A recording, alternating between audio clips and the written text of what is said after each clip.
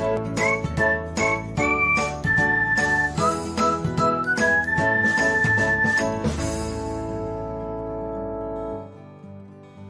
everyone, welcome back to another episode of Technologyglance.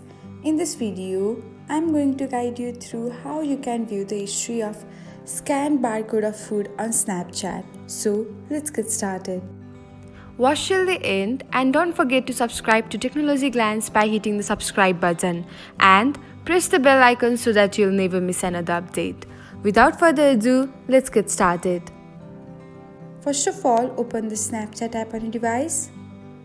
Now tap on the little scan button. After that, tap on the timer icon. Now swipe until you can find the health menu. Here in the screen, you can find all the scanned food packaging barcodes. Thanks for watching. If you found this guide helpful, we will love it if you hit the thumbs up button below.